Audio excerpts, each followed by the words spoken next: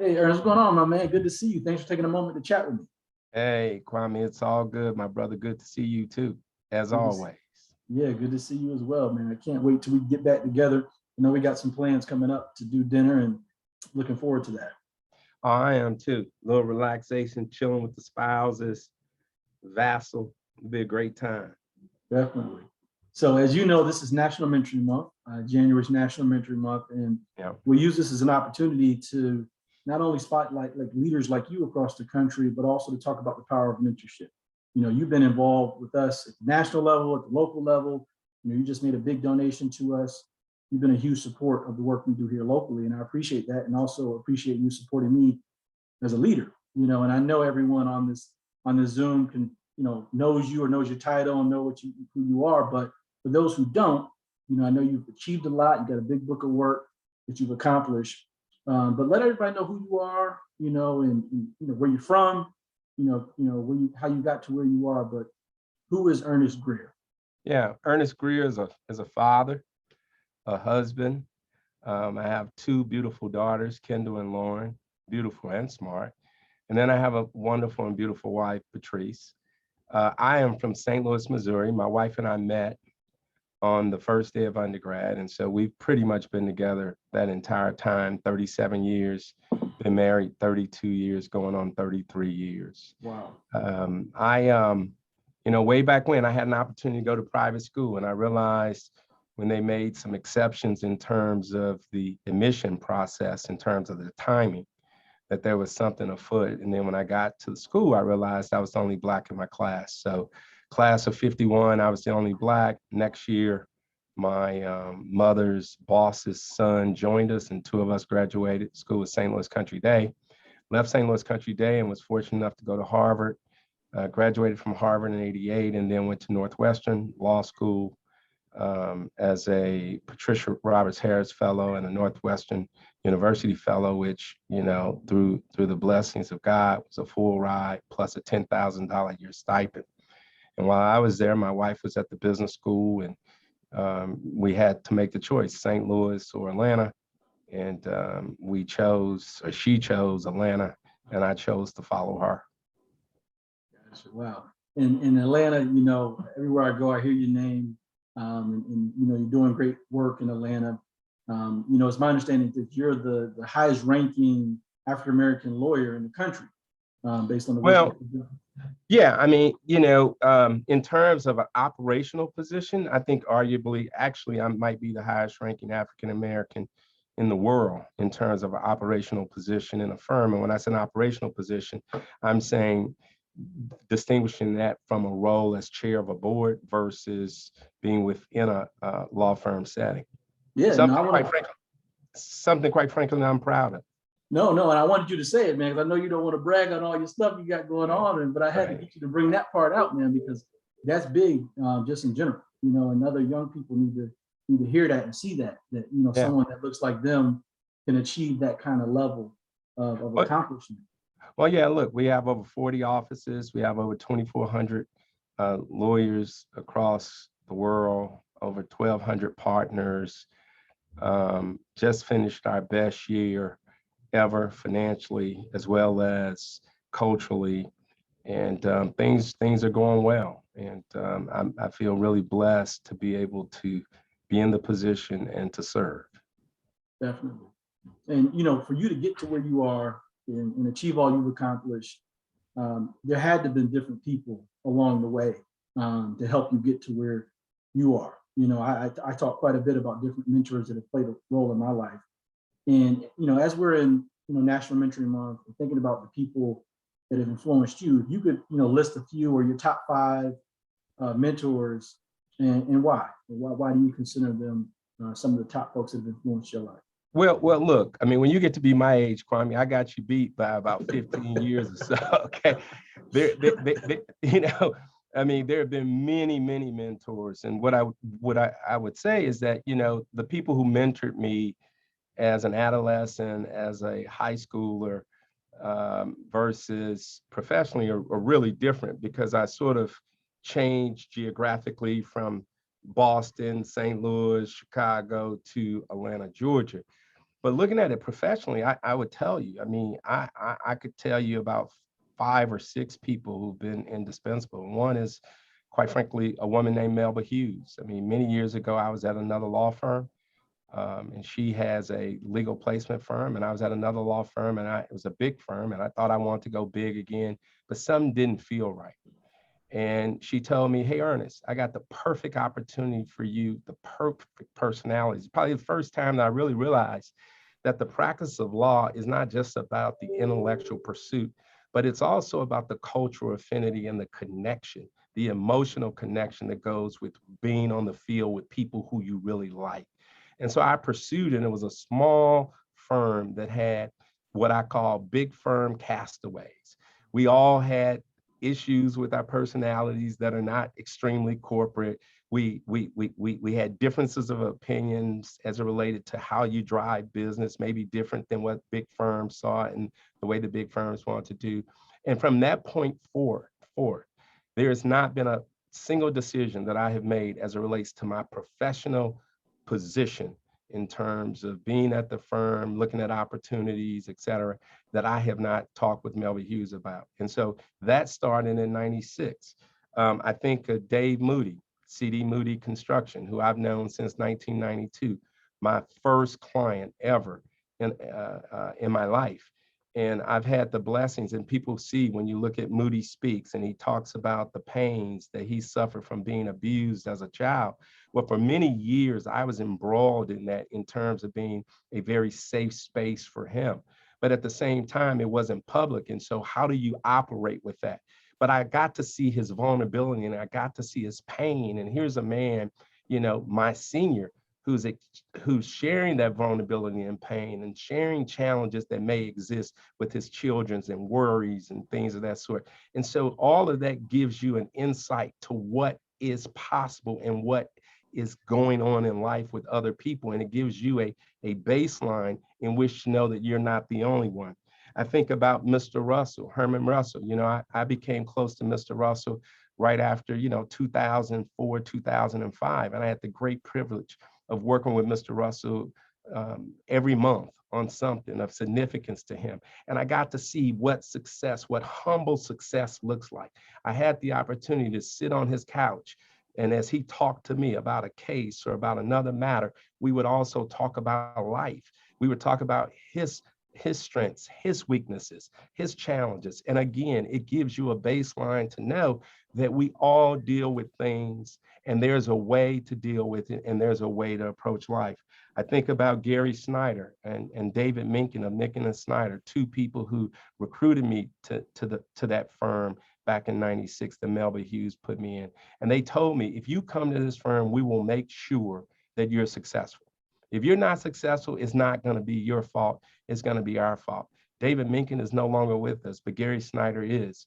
And Gary Snyder to this day continues to mentor me and be a big brother and be an advisor and help me understand that while I need to achieve professionally, I've also have to achieve personally with my family and things of that sort. Challenges about, retirement and how do you do it and how do you pay for college tuitions and things of that sort.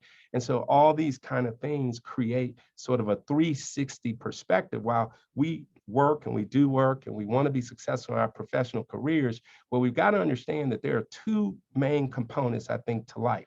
And that is your professional life and your personal life.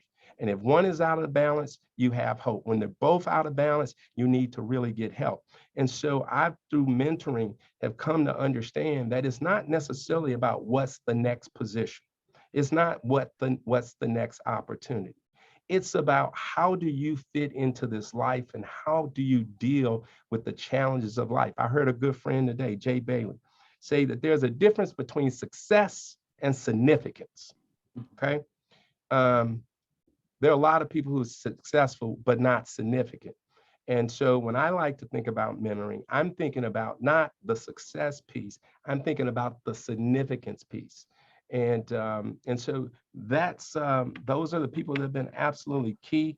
I mean, of course, there are others. I will say that, quite frankly, my executive chairman of our law firm, who's older than me, has in short time become a mentor. I'd say that our senior chairman of this firm, has been a mentor and made the decision in 2005 to make me, the first Black managing partner of an office at Greenberg Traurig.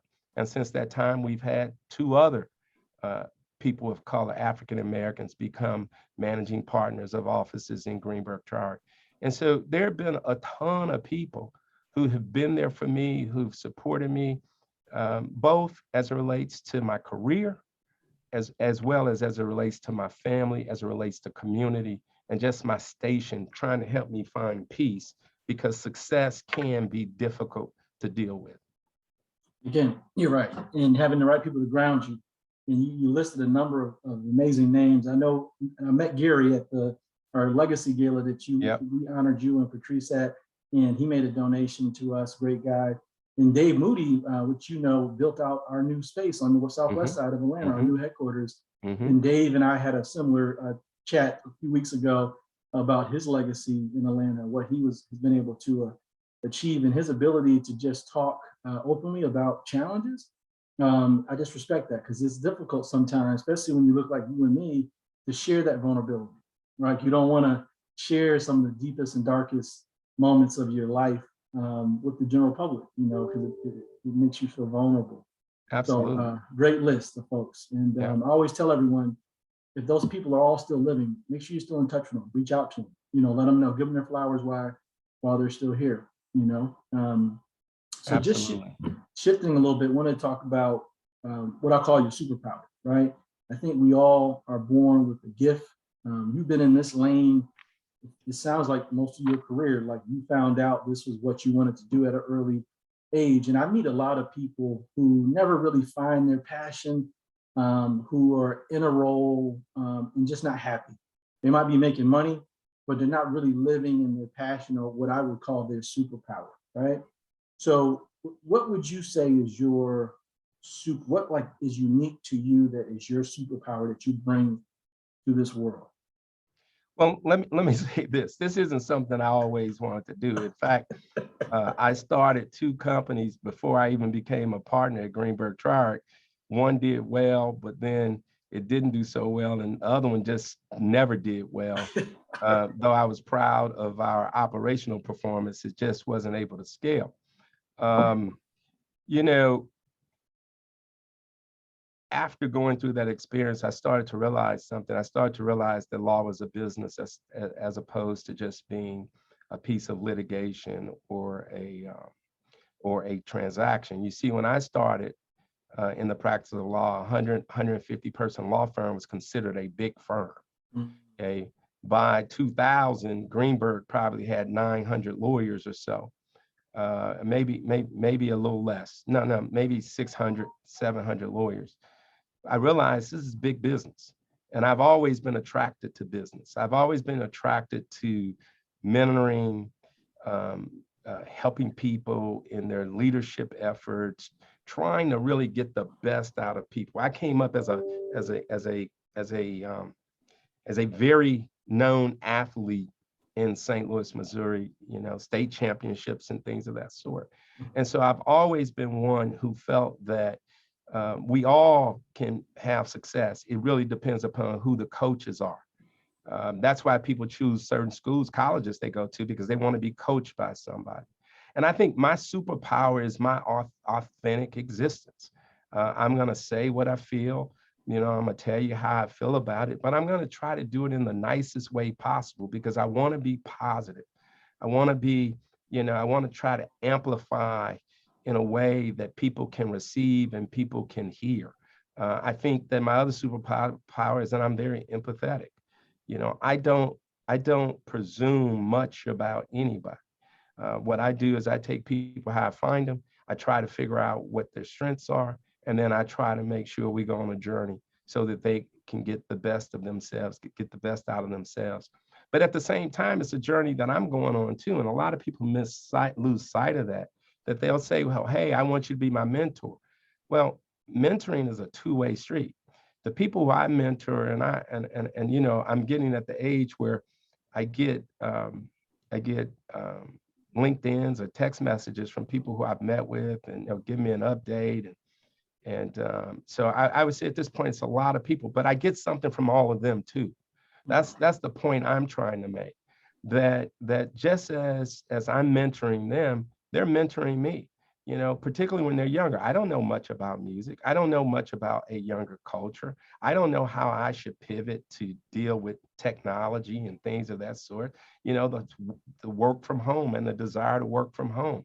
You know, when I was coming up, it was about making that paper, bro. I mean, it's just about making that money. But today, I see a lot of kids who define success not about making money, but about being happy and living a full life. And so I learned from that myself because I wasn't built that way. Superpower, empathy, authenticity, and trying to be as nice to people as I can humanly be. Yeah, no, that's great. And, you know, it really resonated the part about understanding people where they are. Because too often we like make assumptions about people based on our own experience and biases, but really just taking the time to get to know somebody and know their journey, because we all have them. So no, I definitely I like mean, the let's thought. look at you. I wouldn't call. I mean, I don't know if you consider me a mentor or not. I consider Yes. you a mentor. Okay. And it's just a beautiful relationship. I don't know of any time that you and I have run into each other and we haven't smiled, we haven't shared something with one another that we left. When we left, we were enriched from having seen one another. No different than our other guy who I was just talking to, who we're going to have dinner with, right? We're Yeah. all on this journey of life. And the great thing about a mentor, either way, is not about necessarily just being there when you need something. It's about knowing that I got you in the event that I need something. And Yeah. that's a wonderful feeling. I see it as sort of a coalescing of family coming together to work through these challenges of life. Yeah, no, definitely. I definitely see you as a mentor. You've been supportive of me since I came here to Atlanta, you know, just trying to, you know, make my way in a new city and not knowing everybody. And, you know, I think what's special about what you do, who you are as a person, is you get to go to all these special meetings and you're in certain rooms with governors, anyone that you're meeting with, right? And you bring in that room your authentic self, but also things that I may share with you and, you know, ideas we're doing in the work with the work in the community, you know, and that sometimes that information doesn't make it to those rooms often. And for you to bring that, carry that message of mentorship wherever you go is very special. So no, definitely consider Well, you a mentor. Well, yeah, and let me say this, you know, I got a note from someone not too long ago. I'm not going to say the name because someone would know it, but they asked me to come visit with them because, quite frankly, they said, Ernest, you were talking about, you know, equality and social justice in Atlanta long before Yeah, people were talking about or even wanted to talk about it. And so that's what I mean about being my authentic self. I mean, I know that there is no equality in the city of Atlanta or the state of Georgia, whatever. And that's not me being critical. That's just is what it is. But unless we have the conversation, okay, if unless we have the conversation, we will never get where we need to be. What I've always felt, quite frankly, is that look, I've achieved what I've achieved. I'm going to continue to achieve, and I'm not begging for me. When I talk about these issues, okay, I'm not talking about Ernest Greer. Okay, and I think that gives credibility, at least I feel, to the conversation because all I want you to hear is to hear me and to understand it. I'm not saying do something for me. And so I've been blessed to be in the position I'm in. I'm been blessed to have a wife that I have who's a ride or die. And if we had to move into a 3-bedroom apartment because of whatever, we're going to move into it, or a 2-bedroom apartment. And it has given me a sense of freedom. And that's all I wanted to have in life, is to be free. And I will tell you today, I feel more free than I've ever felt in my entire life. And it is an unbelievable feeling. yeah, that's a superpower right there. I tell you that. Man. So as we come to an end and close out on the interview, wanted to, as you have served on our national board, you've been involved with us here locally. Your iconic mentor, which is going on right now, where if anyone who's watching can log on to our website and get a chance to spend time with you and be mentored by you as well, Ernest. Like, what would you tell other people about why you got involved and why they should get involved in Big Brothers and Big Sisters? Well, look, couple of reasons. One is because our kids need it.